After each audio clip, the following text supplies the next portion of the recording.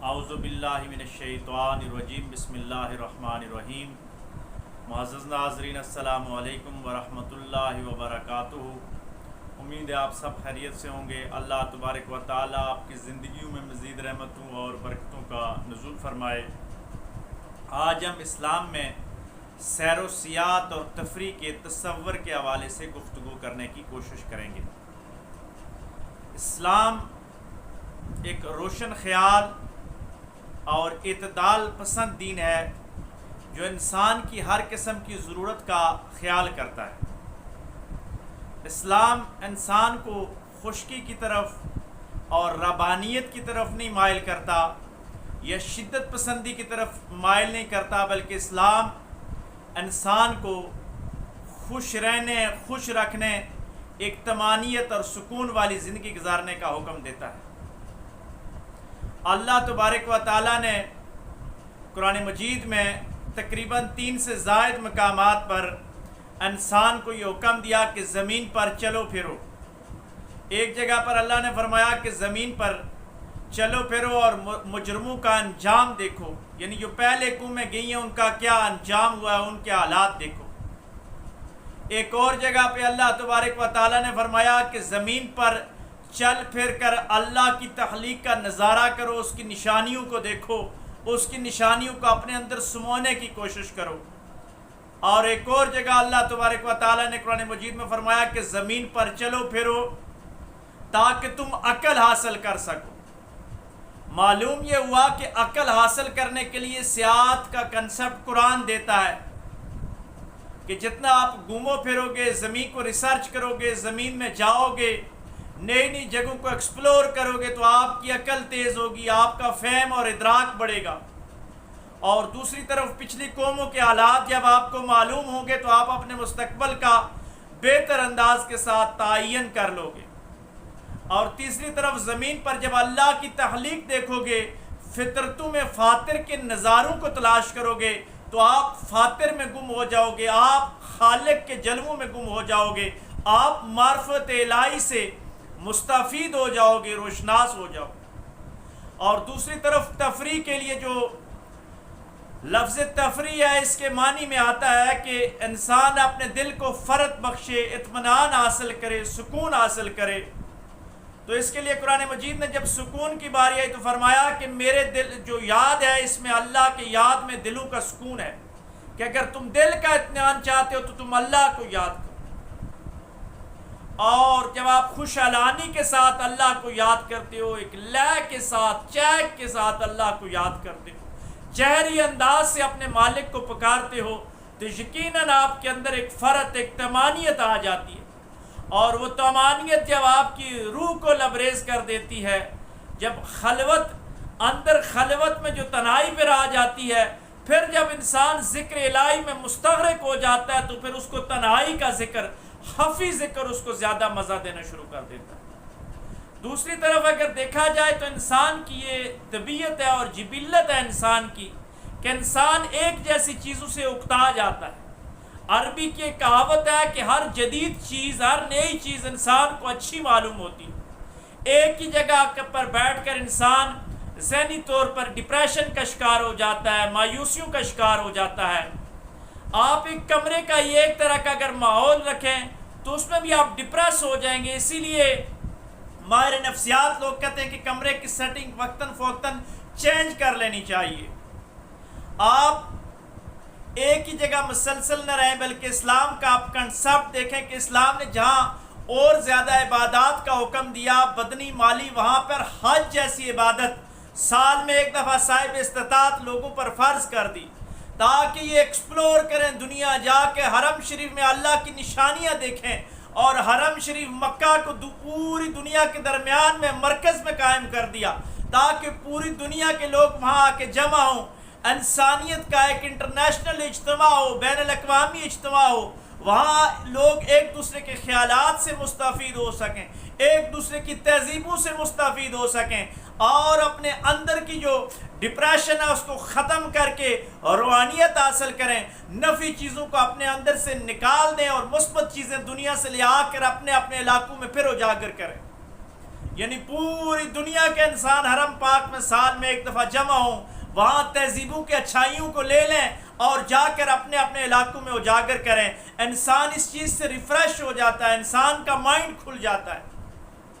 پھر سیر و سیاحت کا آپ کنسپٹ دیکھیں کہ اسلام نے علم کے حوالے سے سیاحت کو بہت ہی اہمیت دی ہے کہ طالب علم کے لیے کہا کہ وہ گھر سے نکلتا ہے تعلیم حاصل کرنے کے لیے تو اس کے قدموں کے نیچے فرشتے اپنے پار بچھاتے ہیں، نوری مخلوق اس قدموں پہ نیچے اپنے پاؤں بچھاتی ہے۔ تو جتنے بھی اسلامی تاریخ میں بڑے علماء اور صلحاء گزرے ہیں وہ سیاحت کرتے تھے، ایک مقام پہ ٹھہرتے نہیں تھے۔ خاص کر کے صوفیاء اکرام جتنے بھی اسلامی تاریخ میں گزرے تو وہ ایک جگہ پہ قیام نہیں کرتے تھے، بلکہ وہ چلتے تھے، دنیا کو ایکسپلور کرتے تھے، ایک جگہ سے دوسری جگہ کا سفر کرتے تھے، جس جگہ بھی جاتے وہاں جا کر لوگوں کو توحید اور رسالت کی تبلیغ دیا کرتے تھے۔ ان لوگوں کے پاس اگر کوئی مثبت چیز ہوتی تو اس کو اڈاپٹ کر لیا کرتے تھے، اپنی اچھائیاں ان کو منتقل کر دیا کرتے تھے۔ صحابہ اکرام کی زندگی میں بھی سیاحت کا ایک بڑا ایلیمنٹ حاصل تھا، بڑا عنصر شامل تھا کہ روایات میں آتا ہے کہ خطبہ حجۃ الوداع میں جب آقا دو عالم صلی اللہ علیہ وآلہ وسلم نے فرمایا کہ بلغوا عنی ولو آیا، کہ مجھ سے جو سنو اس کو آگے تک پہنچا دو، تو صحابہ کے اونٹ جس طرف چل پڑے انہوں نے گھوڑے دوڑا دیے۔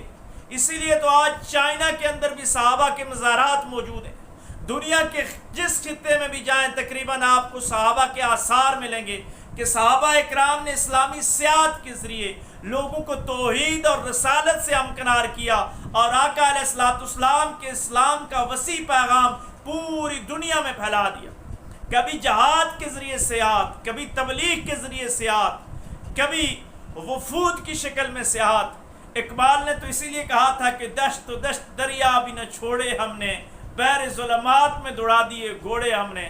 کہ مسلمان تو سیاحت کرتے کرتے، کائنات کو تسخیر کرتے کرتے، فاتح بنتے بنتے بحر ظلمات میں بھی گھوڑے دوڑا دیے۔ دنیا کے چاروں بر اعظموں میں مسلمانوں نے اپنے جھنڈے گاڑے۔ یہ سیاحت مسلمانوں کا ورثہ تھی۔ آج بھی نوجوان نسل کو اور جو لوگ اسلام کی تبلیغ کرنا چاہتے ہیں، اسلام کو آگے پھیلانا چاہتے ہیں، وہ سیاحت کریں، سیر و تفریح کریں، جگہ جگہ نئی جگہوں پہ جائیں، وہاں جا کر آبزرو کریں، اسلام کا ماحول وہاں پہ پہنچائیں، وہاں کی اچھائیاں اپنے معاشرے میں لے کے آئیں۔ جتنی آپ سیر و سیاحت کرتے جائیں گے، جتنی آپ تفریح مثبت انداز کے ساتھ کرتے جائیں گے تو اسلام کا پیغام پھیلتا جائے گا۔ افسوس کہ چند مادی لوگوں کی وجہ سے اور سامراج اور طاغوتی نظریات کی وجہ سے ہم نے سیر و تفریح اور سیاحت کو صرف لعب و لعب کی مستیوں میں گما دیا ہے۔ کیا صرف شباب اور کباب کا نام ہی سیر و سیاحت ہے؟ کیا عورت کے رسیہ اور غیر محرم لوگوں سے تعلقات قائم کرنے والے سیاحت قائم کر سکتے ہیں؟ نہیں۔ اسلام کے جتنے بھی مشاہیر ہیں، جتنے بھی صوفیاء ہیں، آپ ان کو دیکھیں تو انہوں نے کئی براعظموں کو پار کر کے آگے جا کے ڈیرے لگائے۔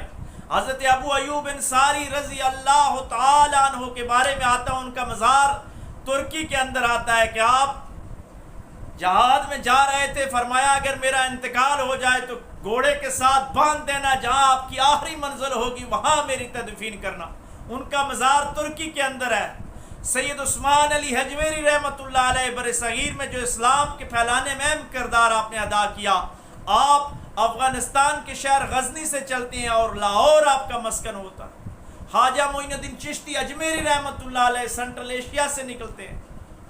بہاؤالدین نقشبند رحمۃ اللہ علیہ، یہ جتنے لوگ ہیں، بہاؤالدین ذکریہ ملتانی رحمۃ اللہ علیہ، آپ ان کا شجرہ نسب پڑھیں، ان کے شیوخ کے حوالے سے پڑھیں تو ان کا شجرہ نسب کسی کا عرب کی سرزمین سے جا کے ملتا ہے، کوئی سینٹرل ایشیا کی سرزمین سے کسی کا تعلق ہے، کوئی بہارا کا رہنے والا ہے، کوئی عراق کا رہنے والا ہے، لیکن ہر تہذیبوں کو ملا کر انہوں نے سفر کیے، یہ چلتے گئے اور انہوں نے پوری دنیا کے اندر اسلام کے جھنڈے گاڑ دیے۔ یہ جتنے بھی صوفیاء کے دنیا کے اندر مزارات پائے جاتے ہیں، ان میں سے اکثر صوفی کسی اس خطے کے مقامی نہیں ہیں، بلکہ سیاحت کرتے ہوئے، اسلام کی تبلیغ کرتے ہوئے آگے چلے گئے اور آگے ان کے آگے جہاں پہ ان کا انتقال ہوا وہاں پر ان کے مزارات بن گئے۔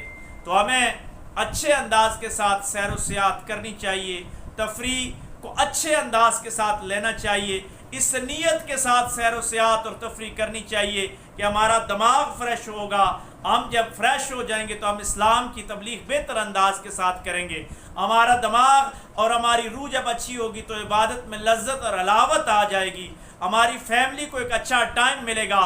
اپنے بچوں کو لے کے جائیں, اپنی اہلیہ کو, رفیقہ حیات کو ساتھ لے کے جائیں, اپنے ماں باپ کو لے کے جائیں, حج شریف کریں, عمرہ ادا کریں, زیارات کریں, صوفیاء کے مزارات پہ جائیں, پہاڑوں میں جائیں, صحراؤں میں جائیں, دریاؤں میں جائیں, سمندروں میں جائیں.